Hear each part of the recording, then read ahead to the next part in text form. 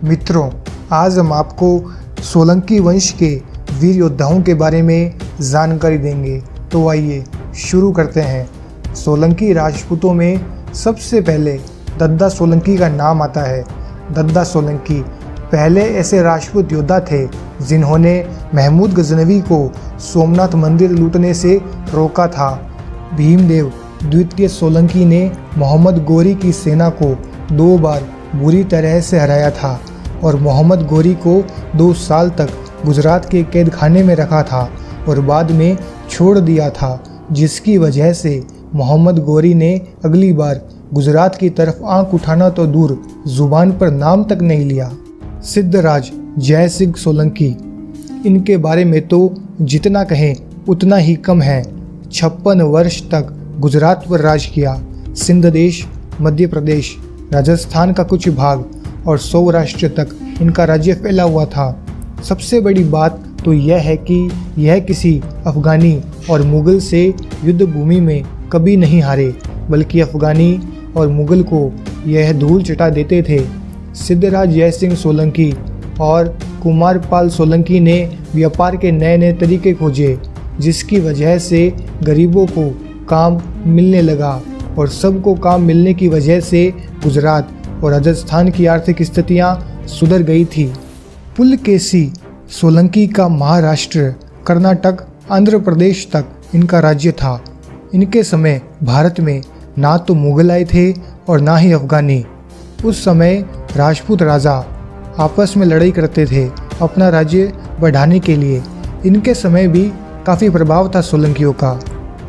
किल्हनदेव सोलंकी, टोडा टोंक, इन्होंने दिल्ली पर हमला कर बादशाह की सारी बेगमों को उठाकर टोंक के छोटी जाति के लोगों में बांट दिया था, क्योंकि दिल्ली का सुल्तान बेगुनाह हिंदुओं को मारकर उनकी बीवी, बेटियों और बहुओं को उठाकर ले जाता था। इनका राज्य टोंक, धर्मराज, दही, इंदौर, मालवा तक फैला हुआ था। मांडलगढ़ के बल्लू दादा ने अकेले ही अकबर के 2 खास ख्वाजा अब्दुल माजिद और अशरफ खान की सेना का डटकर मुकाबला किया और मौत के घाट उतार दिया था। हल्दी घाटी के युद्ध में महाराणा प्रताप की तरफ से लड़ते हुए बल्लू दादा सोलंकी काम आए थे। बल्लू दादा के बाद उनके पुत्र नंदराय ने मांडलगढ़, मेवाड़ की कमान अपने हाथों में ली थी। इन्होंने मांडलगढ़ की बहुत अच्छी तरह देखभाल की, लेकिन इनके समय महाराणा प्रताप को जंगलों में शरण लेनी पड़ी थी और अकबर ने मान सिंह के साथ मिलकर मांडलगढ़ पर हमला कर दिया और सभी सोलंकियों ने उनका मुकाबला किया और लड़ते हुए वीरगति प्राप्त की। वत्सराज सोलंकी, इन्होंने गो हत्यारों के साथ बिना किसी सैन्य बल के अकेले ही युद्ध किया और युद्ध करते हुए इनका सर कट गया, परंतु फिर भी वह सर कटने के बाद 32 किलोमीटर तक गो हत्यारों से युद्ध किया और गाय चोरों को एक भी गाय नहीं ले जाने दी और सबको मौत के घाट उतार कर अंत में वीरगति को प्राप्त हो गए, जिसकी वजह से आज भी गुजरात की जनता इनको पूजती है और राधनपुर, पालनपुर में इनका एक मंदिर भी बनाया हुआ है। भीमदेव सोलंकी प्रथम जब 11 वर्ष के थे तब इन्होंने अपनी तीरंदाजी का नमूना महमूद गजनवी को कम उम्र में ही दिखा दिया था। महमूद गजनवी को कोई भी घायल नहीं कर पाया था, लेकिन इन्होंने दद्दा सोलंकी की भतीजी शोभना सोलंकी के साथ मिलकर महमूद गजनवी को घायल कर दिया और वापस गजनी अफगानिस्तान जाने पर विवश कर दिया, जिसके कारण गजनवी को सोमनाथ मंदिर लूटने का विचार बदलकर वापस अफगानिस्तान जाना पड़ा। कुमारपाल सोलंकी, इन्होंने जैन धर्म की स्थापना की और जैनों का साथ दिया।